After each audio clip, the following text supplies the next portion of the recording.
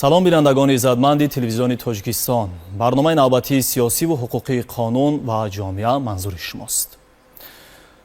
адои маросими ҳаҷ ва умра аз масъалаҳоест ки дар моддаи 13 қонуни ҷумҳурии тоҷикистон дар бораи танзими ҷашну маросим дар ҷумҳурии тоҷикистон тартиби адо намудани он муқаррар шудааст.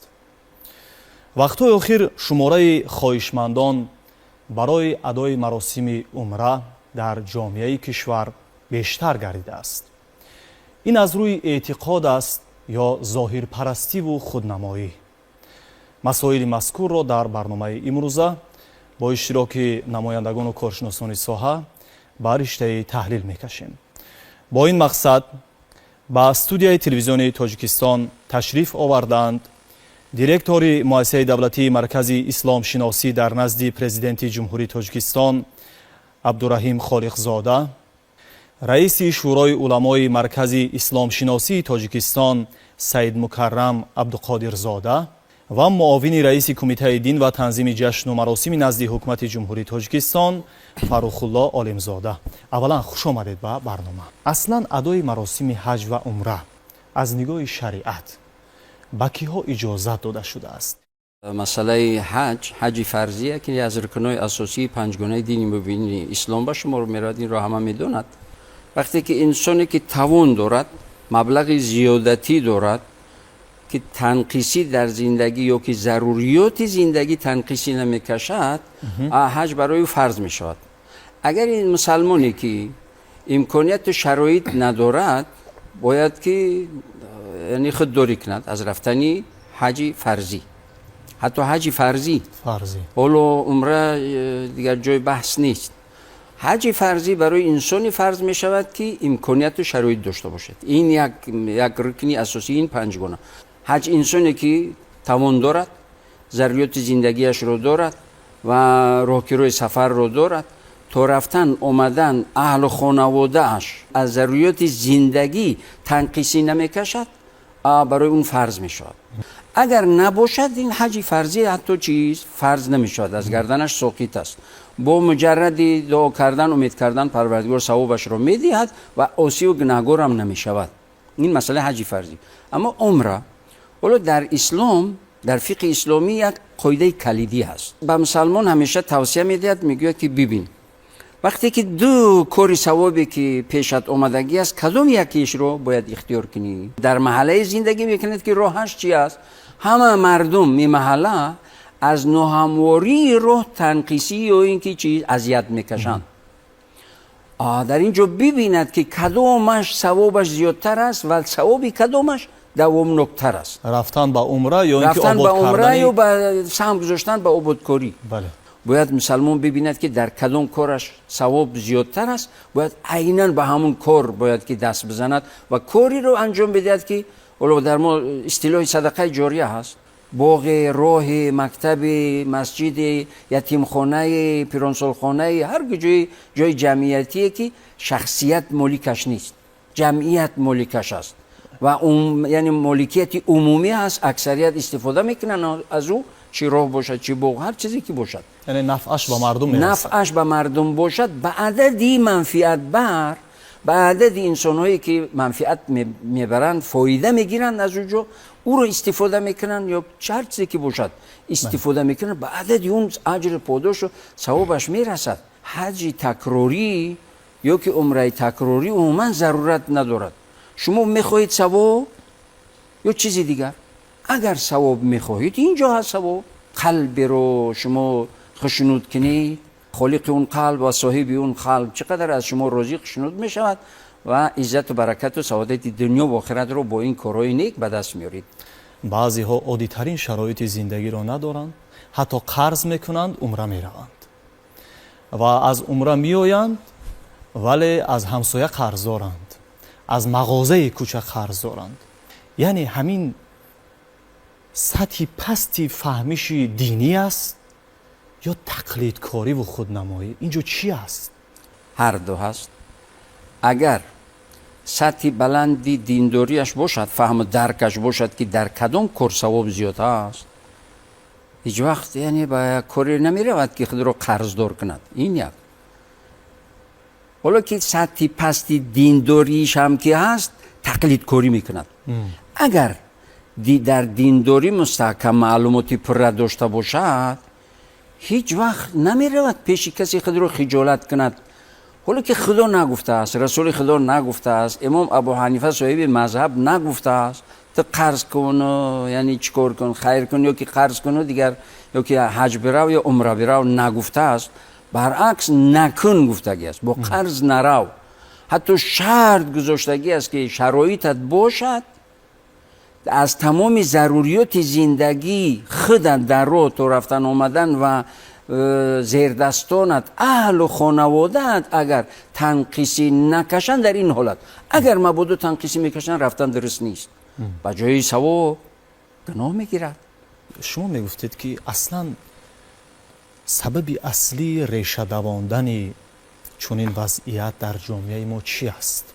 دانش‌های درست دینی نداشتن همون نفرانی هستند که تقلید میکنن. چرا؟ چون که وقتی دانش نیست، سواد نیست، معلومات ندارن، یگانه راهی معرفی کردن خود تقلید به کسی دیگر میشود. اگر دانش باشد، سواد باشد، یکی از سبب‌هایش مثال من بیسوادی و در زمینه و پیدا شدن تقلید و تقلید تشکل یافته تو تعصب و خرافات رسیدن. عامل دوم درست به مردم فهمانده نتوانستن مضمون و ماهیت دینی مبین اسلام است. پس مسجدهای جامعه چیکار میکنن؟ آنهایی که وعظ میگویند میان مردم شاید به طور لازمه نمیتوانند ماهیت دینی این مسئله ها را به مردم فهمانند. البته کوشش کرده می شود کارهای فهماندهی که در برابر این هستند نفرانی که همین مسئله ها رو یکسوگرایانه میفهمونند. عمره این فرض نیست، حج نیست، این یک زیارت است. حج این فرض است، فرضی به شرط است. فرضی که در اونجا شرطهای معین باید باشد. مشکلی اساسی جامعه ما در انتخاب معیارهای دینی درست مناسبت نکردن با ارزش‌های اسلامی است. اسلام این تنها طاعت و عبادت یا حج یا عمره رفتن این نیست. اسلام با مجموعه ارزش‌های بلندتری دارد که به آنها تکیه کردن مومنی و مسلمانی شخص رو پرقوت‌تر میکنه. محمد غزالی در کیمیای سعادت می‌آورد که نکویی کردن به مادر و پدر میگوید فاضل‌تر است از نماز و روزه و حج و جهاد کردن. از نام پیغمبر می‌بیارد. یا ببینید که در اینجا درست گفتن که وقتی ما عمره میگیم یک زیارت مطلقه که برای چی همین چیز اوج گرفته ایستاده است در جامعه ما. یکم عاملش درست گفتید درست فهموندن نتوانستن مثال آنهایی که به سسما باید دین رو به جامعه درست فهمونند. فهموندن این که هر عملی که به خاطر دین یا خدا ما میکنیم و عمل پیش از همه باید برای سعادت زندگی همین مردم مساعدت کنه. خداوند هیچ وقت نگفته است که شما به ضرر خودتان کار کنید. خداوند هیچ وقت نگفته است که شما یک ارزش حیاتی خودتان رو قربان یک ارزش دینی کنید. برعکس همه گونه معیارهای دینی که قرآن یا حدیث معین کردن آنها حد الامکان در دایره معرفت انسان پیش از همه خود انسان نگاشته شدند. یعنی مسئله دیگر آن است که ارزش انتخاب کردن به در فضای دینی ما بسیار کجروی است. سوم عاملش عامل مالیوی هست. ترغیبات و تشویق عمره امروز به یک فعالیت صاحبکاری تبدیل یافته است. بله. و هم فعالیت صاحبکاری است که جنبه سیاحی گرفته ایستاده است. بسیاری ها برای سیاحت میرن. بله، انا همین حالت ها به هم جمع شده باعث اون شده است که مردم ما از ارزش‌های بنیادی دین مبین اسلام دور شده ایستاده. در نتیجه یک عادت، یک زیارت عادی رو به یک حالت فرضی تبدیل داده ایستادیم که این عاقبت خوب پیش از همه ندارد برای خود مفکوره دینی مردم. برای چی؟ برای اینکه مردم در پیروی کردن به دین مبین اسلام به همون ارزش‌های بنیادیش تکیه نمیکنن. یا ببینید حدیث صحیح حضرت پیغمبر است که امام بخاری میبیاره. وقتی پیغمبر ما به سوی خانه خدا نگاه کردن گفتن عجبا این خانه با عظمت احترامی هست، لیکن احترام انسان یعنی مومن در پیشتاق مقدس خدا از این خانه افضلتر است. اگر خداوند نسبت به این یک حق داده باشد، نسبت به انسان 3 حق داده است. مالش محترم، جانش محترم، گناه بد در حق وی ممنوع است. یعنی ببینید بر ضرر انسان کار کرده. چه در اینجا گفتن فرزندان خردسال دارن و وی دارن خانه و در این اینا مونده همش خسته، مثال زیارت برفتن فرضیش ممکن نیست. برای چی حج رو همچون فرضی به شرط گفتن، عاقل باشد، سالم باشد، شرایط داشته باشد، نفقه اهل بچه داشته باشد، راه به مثال رفته اومدن به امنیتش تامین باشد. یعنی دیگه این درباره حج فرضی است. ولی عمره بکو تماما طلبات با وزن‌تر است که با این یگان ضرورت هم ندارد که شهروندان خراجات زیاد کرده مثال و یا میتوانند که همون گویم حکمت دین مبین اسلام را یگان اعتقاد خودشون را در وطن خودشون به دیگر عمل‌های نیک به خدمت پدر و مادر، فرزند پدر، صله رحم مثال، دستگیری یک یتیم، یک کمبغل میتونن که همین اجرا کنن، فرزند خود را درست تربیت کنند. ببینید این وظیفه است، این فرض عین پدر و مادر است. طلب علم فرض است از نگاه شریعت، ولی چرا در همون مبلغی که در راه خودنمایی و ظاهرپرستی صرف میکنند فرزند خود را تعلیم درست نمیدهند که فردا منفعتی او به جامعه رسد، برای رشد دولت و ملت خدمت کند؟ اصل دین کجا میماند و مردم کجا میروند؟ درست. ما باید اعتراف کنیم که در ترغیب و تشویق دینمون ما کمبودی‌های اصولی داریم. دین مبین اسلام دین نصیحت است، دین اخلاق است، دین ادب است، مهر و محبت است. این دین تعصب و خرافات نیست. لیکن متاسفانه قسمت از ما برای دولت هم بارها تکرار میکنن که به خاطر چی؟ به خاطر که ما دینمون رو آیینمون رو درست معرفی کردن نتوانسته ایستادیم. ما یک قسممون از پشت درآمد مفت و دیگر کارها به همین صاحبکاری دیگر مشغول شده. با بعضا متاسفانه دینداران رو طرف خود کشیده، مردم رو ترغیب میکنن که با هر راه و واسطه مردم برن عمره یا حج برن. این درست است. این خیانت نه تنها به دولت، به وطن، به سالمی جامعه، به فضای مفکوروی، خیانت به خود دین است. چرا؟ چون که ما ارزش‌های دینی به مناسبت درست کردن نمیتوانیم، در نتیجه دین ما رو نادرست معرفی میکنیم. چندین سال است که در کشور قانون جمهوری تاجیکستان درباره تنظیم جشن و مراسم در جمهوری تاجیکستان عمل میکند و در برابر دیگر عنعنه و مراسم‌های ملی و دینی مراسم حج و عمره را نیز مقرر نموده است، ترتیب رفتن را. و اخیراً قانون مذکور در تحریر نو و تصویب رسید. شهروندان تا چی اندازه طلبات قانون را رعایت میکنند؟ چون ما بعضا مشاهده میکنیم که آنهایی که از عمره برمیگردند یا از حج فرضی برمیگردند، بعضیها البته خب معرکه های با دبدبه میکنند به خاطر خودنمایی، به خاطر خودنشاندهی. تا کجا چنین حالت ها وجود دارد و قانون مراسم مذکور را چگونه مقرر کرده است؟ قانون جمهوری تاجیکستان درباره تنظیم جشن و مراسم در جمهوری تاجیکستان سال 2024 در تحریر نو قبول گردید. از جمله وابسته به ماده 13 قانون مذکور در ارتباط به مراسم حج و عمره، یعنی از 3 قسم ماده مذکور عبارت است. معرکه های گسیل و پیشواز وابسته به ادای حج و یا عمره تنها در دایره عائله برگزار کرده می شود. از این برمیآید که آن خصوصیت عمومی ندارد یا در قسمی دوی همین ماده وابسته به تشکیل معرکه های حاج زیارت، حاج طلبان، حاج عاشی یا ماشین ها به طور دیگر میگوییم، یعنی قطعاً منع شده است. یعنی پیشتر همین حالت ها بودن. البته از طرف مقام وکالتدار کمیته دین و تنظیم جشن و مراسم نزد حکومت جمهوری تاجیکستان، همزمان کمیسیون دائمی محلی در این سمت یعنی سنجش ها به قبل ریت ها گذرانده می شدند.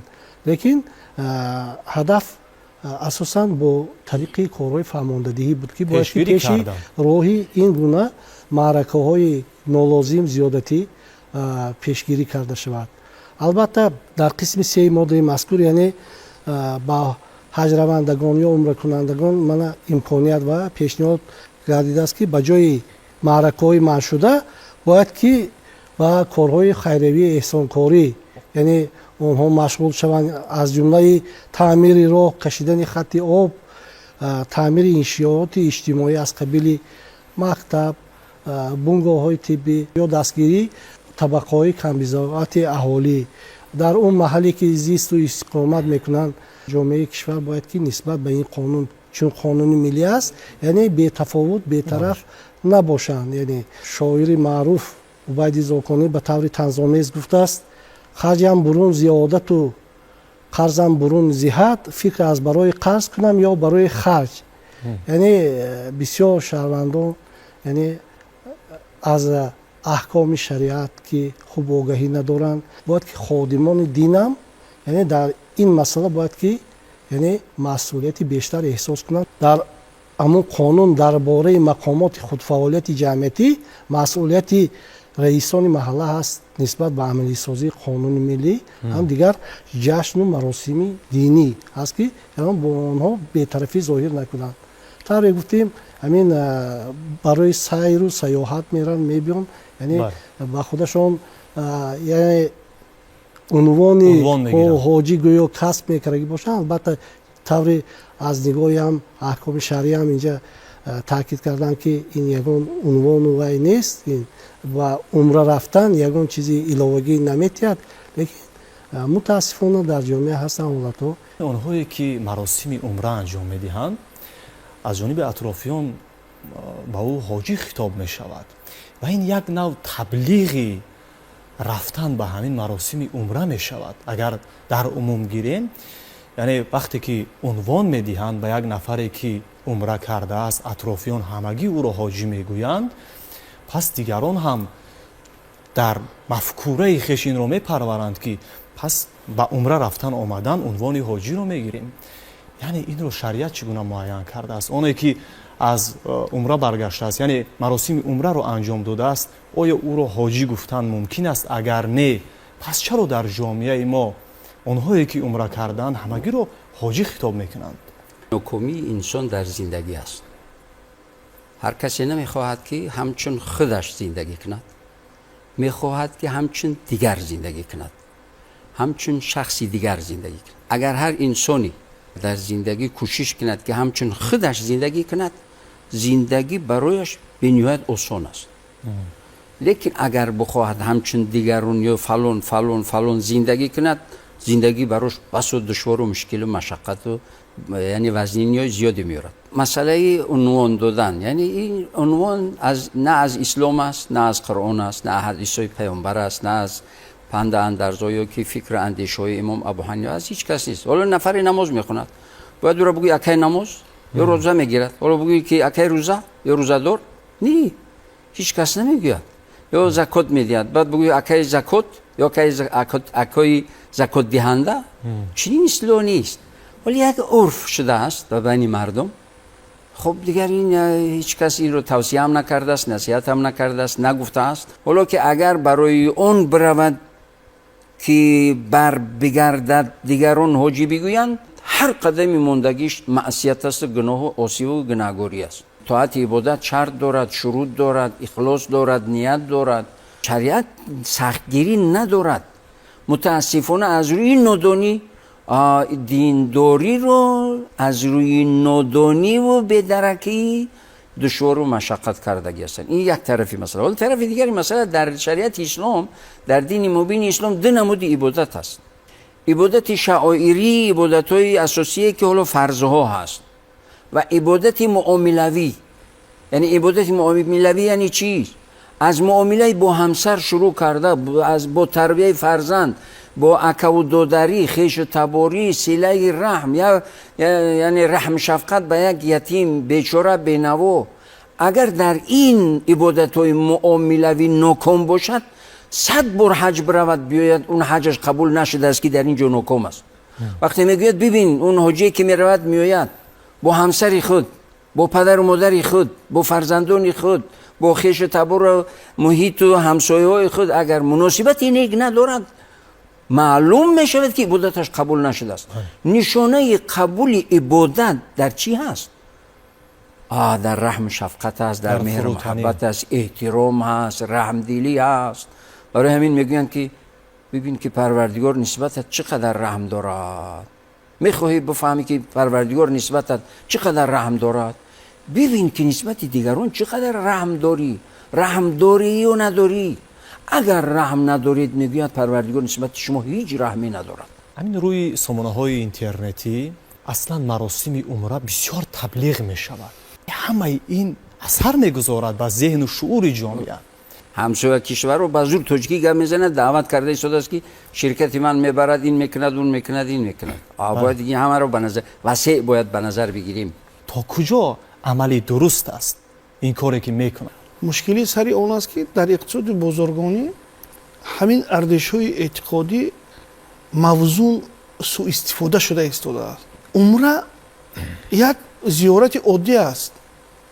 این رو از روی اون ترغیباتی که کرده ایستادن ببینید که تا سطح یک رکنی اعتقادی برداشته ایستاده، یعنی یک رکن علاقه فرضیات داده ایستادن که این تماما خطا است، این اشتباه است. حتی حج عمره میگویند بله این تماما خطا است، این ممکن نیست، لیکن در سامانه این کارو کرده ایستادن. حالی که سخن درباره حمایه ارزش دینی میرود، ارزش دینی فروخته شده ایستاده است. اعتقاد و باور مردم از جانب یک گروه معین خیلی موزون سوء استفاده شده ایستاده است. این خطر باز میگم تنها به امنیت مفکوروی جامعه نه، به خطر به باوری و اعتقاد مردم است. دوم، تمام شهر و ناحیه ها و گروه هاشون کار کرده ایستادن. بعضی آدم‌ها را از قشلاق‌های از جاهای برده ایستادن به زیارت عمره که همون زن یا همون مرد یک بار یا دو بار دوشنبه پایتخت تاجیکستان آمده است یا نه آمده است ندیده، لیکن همونا تشکیل کرده از همونجا گرفته میبرن.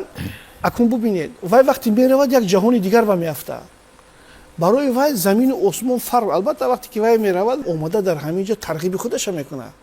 زن در بین زنهای همسایه ها گپ میزند که انا اونجا اخیلا، یعنی ترغیبات ببینید که علاقه از بین جامعه سر میشود. اینجا به علاقه حواس دیگراش پیدا میشن، اونا هم به همین تقلید میکنن. این از جانب نفرانی که رفته اومدن مرد هستند، از جانب اونا، بعد از جانب خودمون دین دستگیری مییابند و گذشته از اون شرکت ها نفرانی انتخاب میکنن که اونها خودشون بین مردم کار کرده.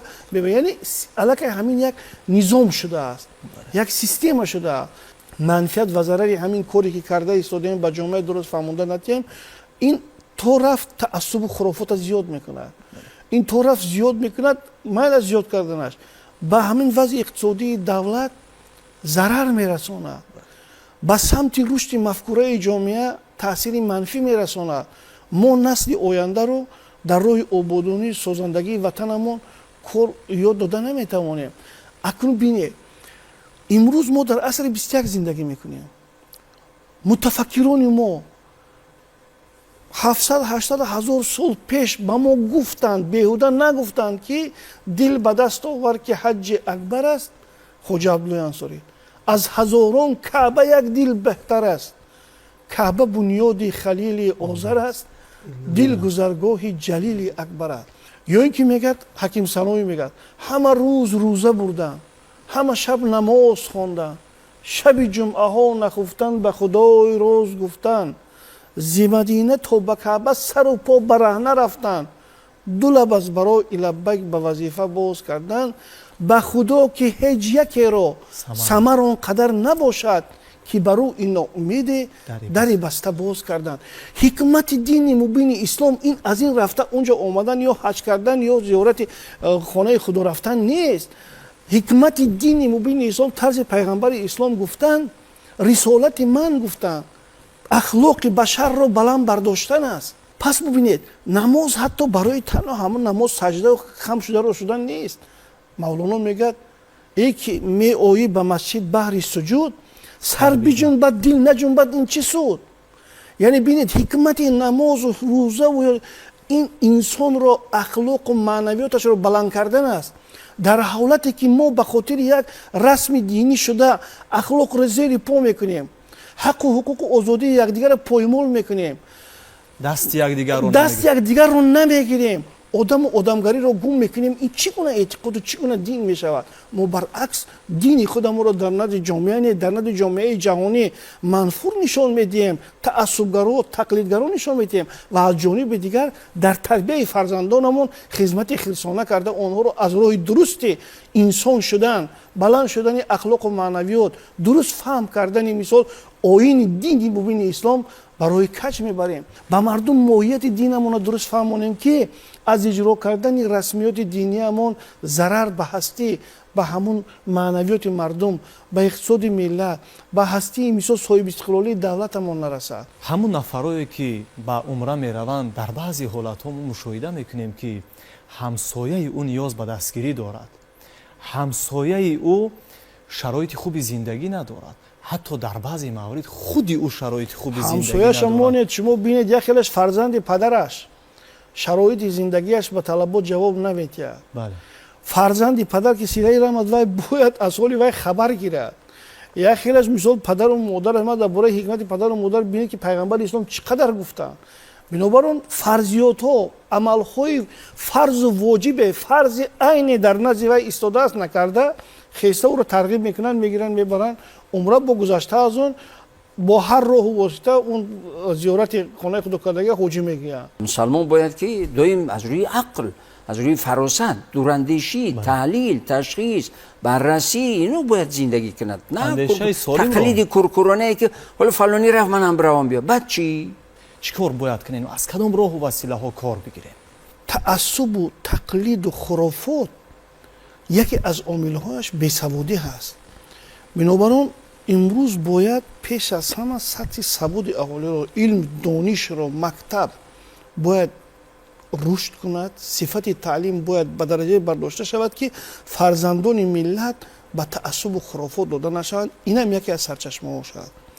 دوی مسئله در مسئله دین در اینجا ما زیاد گفتیم. ببینید که اعتقاد و باوری مردم رو ملت هیچ وقت باید با چیز آلوده نکند. سالهای 90 عصر گذشته یک گروه اعتقاد و باوری مردم رو با سیاست آلوده کردن.